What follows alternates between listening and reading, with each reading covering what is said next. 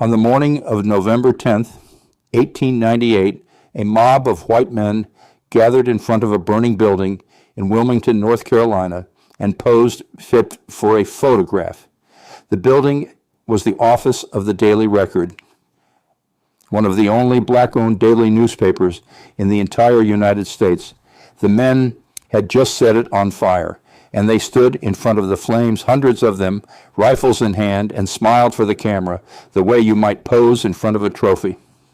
That photograph still exists. You can look at it, a wall of proud white faces armed in front of the smoldering ruins of a black man's newspaper. By the time the sun went down that day, that newspaper would not be the only thing destroyed. As many as 60 black residents of Wilmington, and possibly many more, would be dead in the streets, shot down by white mobs. Thousands of black families would be hiding in the swamps and the cemeteries outside of town. And the legally elected multiracial government of the city of Wilmington, the mayor, the alderman, the police chief, would have been forced to resign at gunpoint and replaced that same afternoon by the leader of the mob. That is not a riot. That is a coup d'etat, the violent overthrow of a legitimately elected government by force of arms. And what happened in Wilmington in 1898 is the only successful coup d'etat ever to take place on American soil. It happened here in the United States to an American city. And the men who did it did not go to prison. They went into the history books as heroes because they got to write the history books. This is the story of Wilmington, Tim, and it is, like Rosewood, a story of a double erasure. First, they erased a thriving black community and the most promising experiment in multiracial democracy the American South had ever produced. And then they erased the truth of what they had done, recording it for the next 100 years as a race riot started by the very people they had murdered. To understand the full weight of both crimes, you have to first understand what Wilmington was before that November morning, because what they destroyed was not just a city. It was a glimpse of what America could have been, 50 years ahead of its time. In 1898, Wilmington was the largest city in the state of North Carolina.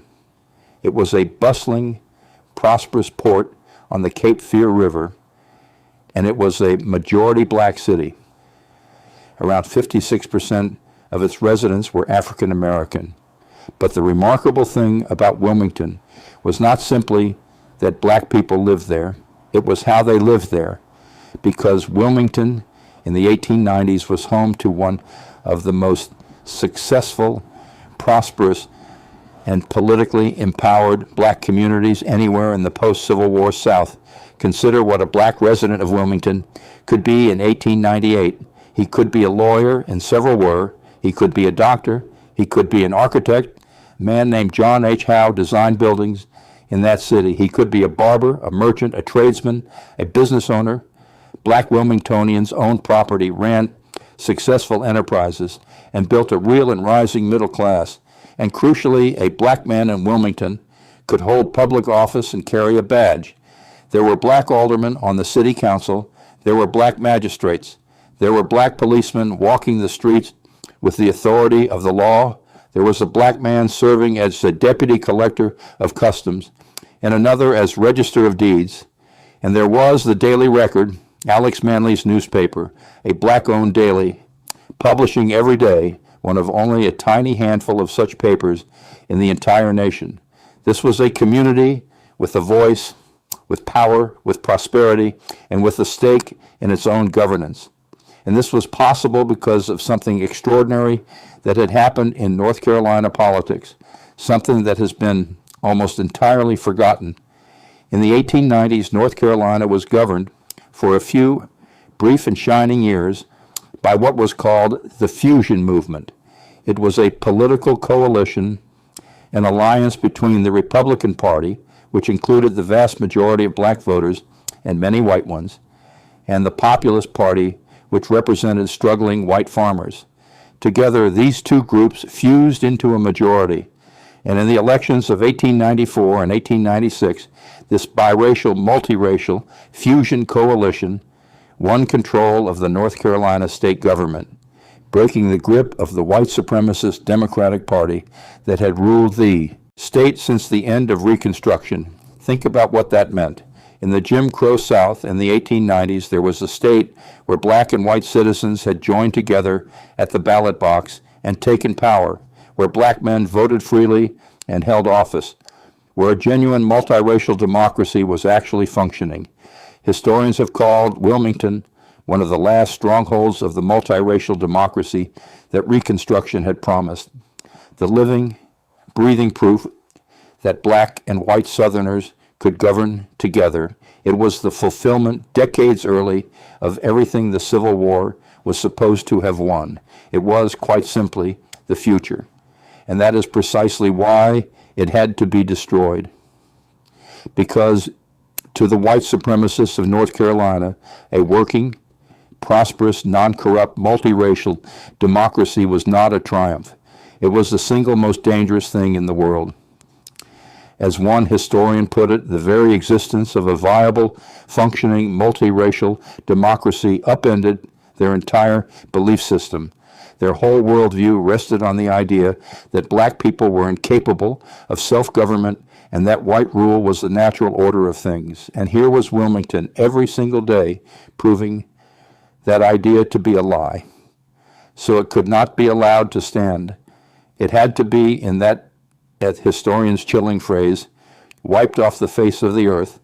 And so in 1898, the Democratic Party of North Carolina set out to do exactly that, not to win an election fairly, to take the state back by any means necessary. In the words of their own strategy, by the ballot or the bullet or both. And they organized what they openly called the White Supremacy Campaign. It was masterminded by powerful men. The chairman of the state Democratic Party, Furnifold Simmons, directed the strategy. And the campaign's most powerful weapon was the press, specifically Josephus Daniels, the publisher of the state's largest newspaper, the Raleigh News and Observer. Daniels later described the campaign as a three-pronged attack: men who could write, men who could speak, and men who could ride. The men who could write were the journalists and cartoonists like Daniels himself, who flooded North Carolina with racist propaganda, lurid fabricated stories of black men assaulting white women, vicious cartoons depicting black political power as a monstrous threat, a relentless daily drumbeat of manufactured racial terror designed to enrage white voters. Daniels himself later admitted that his propaganda had helped fuel what he called a reign of terror. The men who could speak were the orators, men like Alfred Moore Waddell, a former Confederate colonel and congressman, and Charles Aycock, who would ride this campaign all the way to the governor's office. They traveled the state, whipping white audiences into a frenzy at rally after rally. And the men who could ride were the red shirts, paramilitary white supremacist militias, armed vigilantes on horseback, named for the red shirts they wore. They rode through black neighborhoods, dragged black men from their homes, beat them, and threatened to kill them if they dared to vote. They imported reinforcements from South Carolina, where the movement was even more violent. This was organized, systematic, armed terrorism deployed with a single goal: to make it too dangerous for a black person in North Carolina to cast a ballot. And the campaign found its rallying cry in an editorial. Earlier that year, a white woman from Georgia named Rebecca Felton had given a widely reprinted speech calling for the lynching of black men to protect white womanhood, declaring that if it took lynching 1,000 times a week to protect white women, then she said, lynch. And in response, Alex Manley, the 32-year-old editor of Wilmington's black newspaper, the Daily Record, did something almost unthinkably brave. He told the truth. In an editorial in August of 1898, Manley pointed out the raw hypocrisy of the whole lynching mythology, noting that it was white men who had been raping black women with total impunity since the founding of the country, and that some relationships between black men and white women were, in fact, consensual. He wrote that many of the men, lynched as big burly black brutes, were nothing of the sort. To the white supremacists, this was blasphemy. As one historian described their reaction, it was as if Manly had defiled everything sacred and holy in the world by suggesting that a white woman might willingly love a black man. The editorial was reprinted across the South in deliberately distorted form, and it became the emotional engine of the entire campaign.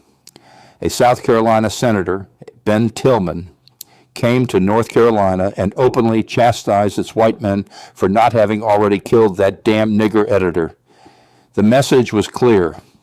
Manly and his newspaper and everything they represented had been marked for destruction. The campaign built toward the election of November 8, 1898. On the eve of that election, Alfred Moore Waddell stood before a crowd of over 1,000 armed white men and gave them their marching orders in language that leaves no doubt about what was intended. "You are Anglo-Saxons," he told them. "You are armed and prepared, and you will do your duty. Go to the polls tomorrow, and if you find the Negro out voting, tell him to leave the polls, and if he refuses, kill him. Shoot him down in his tracks."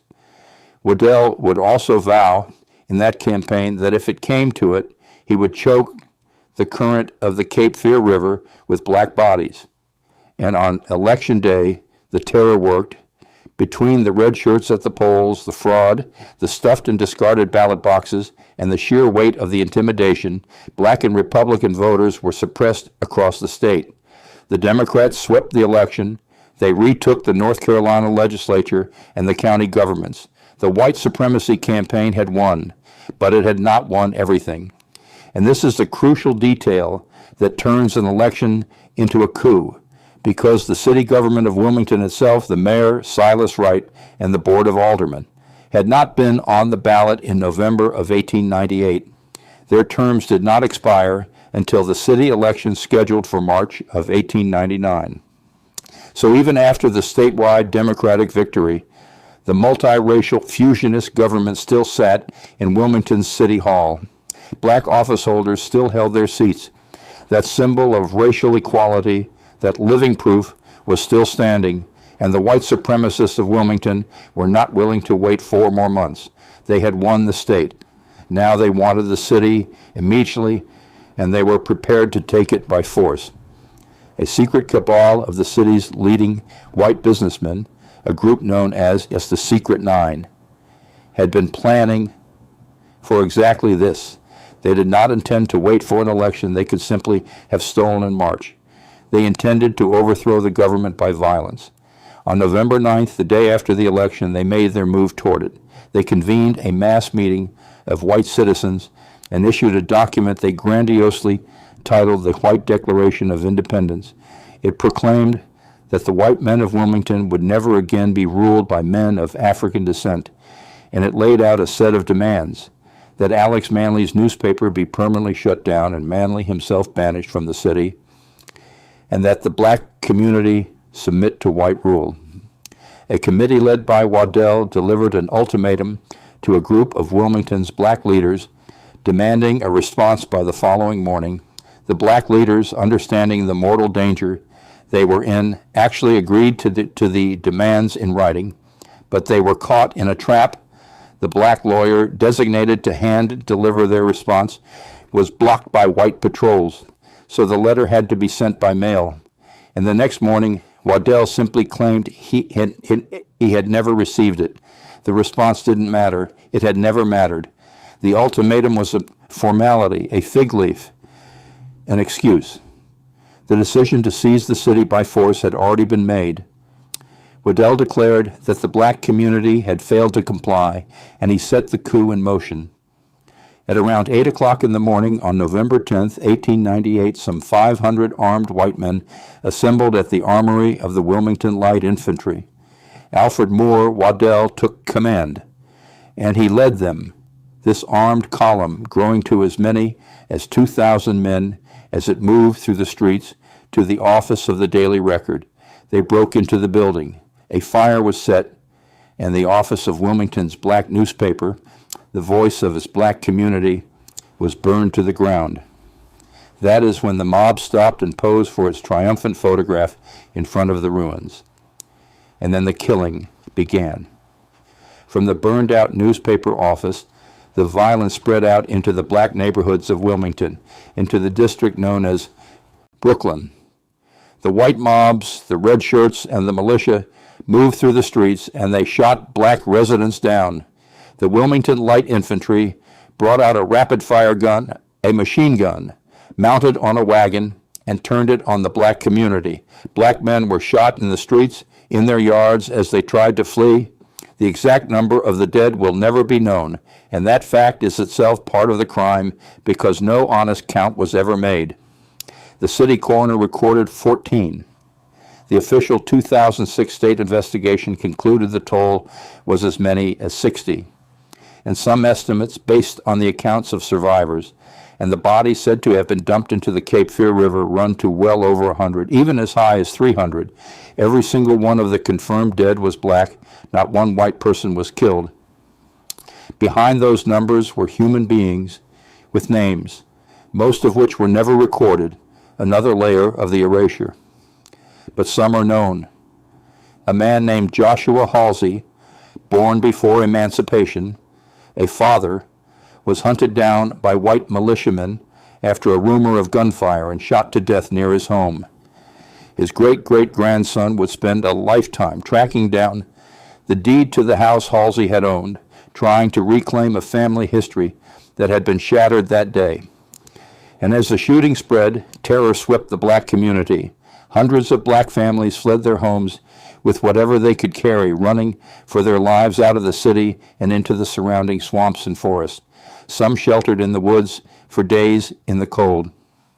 Others took refuge in the black cemetery, Pine Forest, where families huddled among the graves of their own ancestors, hiding from the men who were hunting them.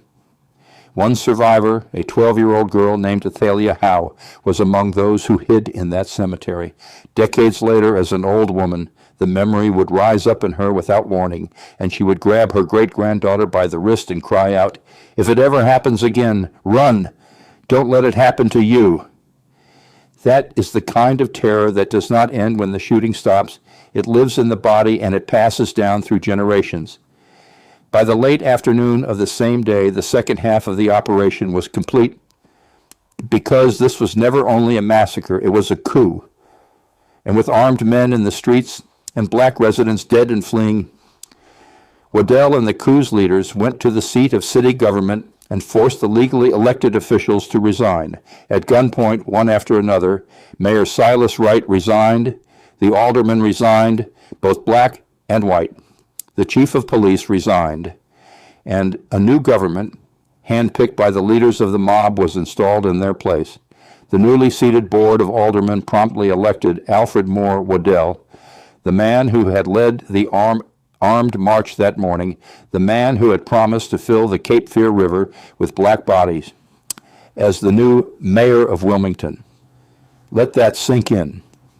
In a single day, an armed white mob had burned a newspaper, murdered dozens of citizens, and then overthrown a duly elected American city government and installed its own leader in the mayor's chair. This is the only time in the entire history of the United States that this has ever successfully happened. Not a contested election, not a legal challenge, a violent armed overthrow of an elected government, a coup d'etat, carried out on American soil in an American city and completed in a single afternoon. And still, they were not finished. Over the following days, the new regime moved to make the destruction permanent through banishment. Prominent black citizens and their white fusionist allies were rounded up. Some were jailed, ostensibly for their own protection, and then marched under armed guard to the train station and put on trains out of the city, forbidden ever to return. The historians have identified who was targeted for this banishment, and the pattern tells you everything about the true purpose of the coup.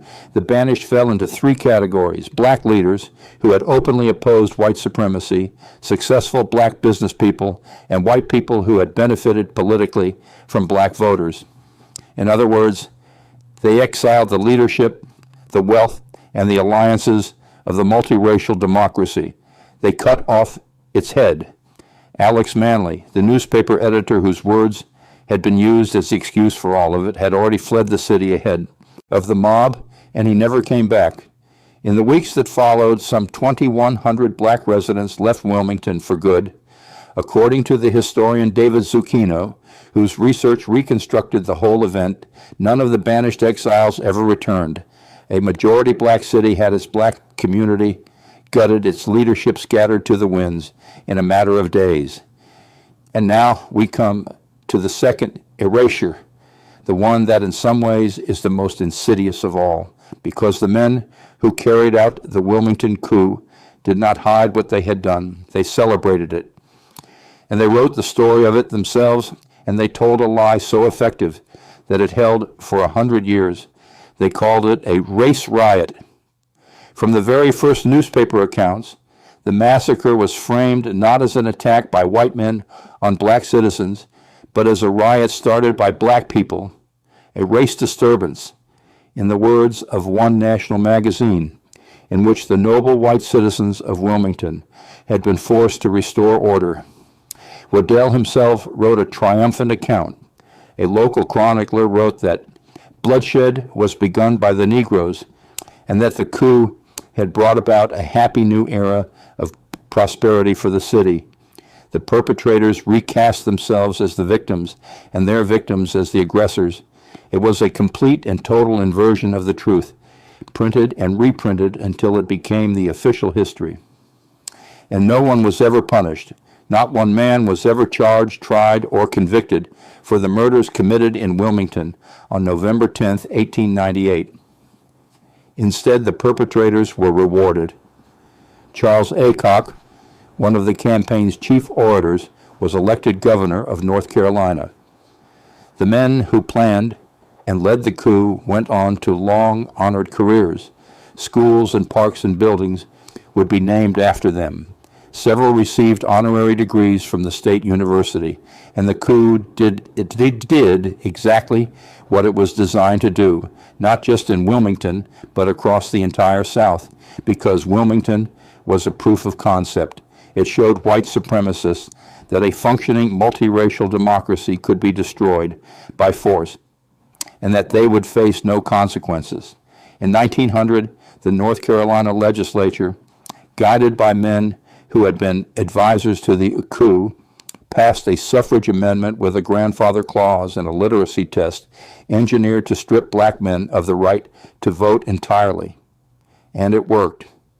Black political participation in North Carolina was effectively erased. The Democrats who seized power in 1898 would control the state for the next 70 years, and the Wilmington model, overthrow black political power by violence, then lock in white rule by law, spread across the South, ushering in the full, brutal machinery of Jim Crow disenfranchisement that would not be broken until the civil rights movement of the 1960s. Wilmington was not just a massacre, it was the coup that launched Jim Crow.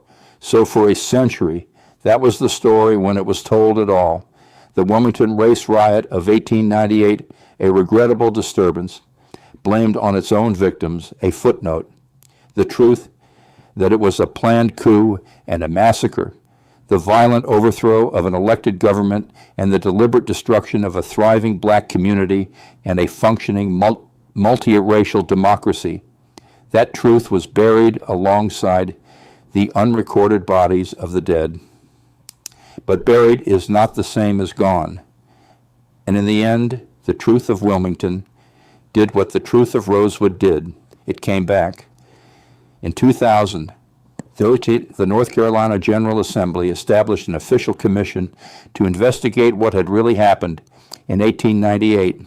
Historians and researchers, led by the work of scholars like LeRae Umfleet, dug through the records, the newspapers, the letters, the accounts, and in 2006, they produced an official state report that told the truth at last, that this had been a coordinated white supremacist coup and massacre, not a spontaneous riot, and that the state itself bore responsibility. In 2020, the journalist David Zucchino published a meticulous account of the whole thing, and he gave it the only title it could possibly have. He called it Wilmington's Lie. It won the Pulitzer Prize, and in Wilmington itself, the descendants of that day have refused to let the lie stand. The descendants of the murdered and the banished, people like Nate Brown, who found his great-great-grandfather's name in an old newspaper clipping that blamed the black aggressors for their own deaths. People whose great-grandmothers grabbed their wrists and told them to run have devoted themselves to recovering the truth. They have worked to learn the names of everyone who was killed and everyone who was driven out. The schools and parks once named for the killers have begun to be renamed, and the event itself has finally been given its true name. Not a riot, a massacre, a coup. So stand for a moment where that newspaper burned in the city that was once the great black hope of the American South. What was destroyed here in 1898 was not just a building, or even the dozens of lives taken in the streets, terrible as that was. What was destroyed was a possibility, the possibility that black and white Southerners could build a shared democracy together, a possibility that Wilmington had made real, and that the men with the rifles found downright so intolerable that they were willing to overthrow their own government to snuff it out. They killed a democracy in its cradle, and then they told the world the baby had attacked them. America's only successful coup d'etat did not happen in some distant, unstable century. It happened in 1898 in a thriving majority black American city, and the men who did it got away with it so completely that for 100 years the history books called it a riot and blamed the people they had murdered. That is how a lie survives.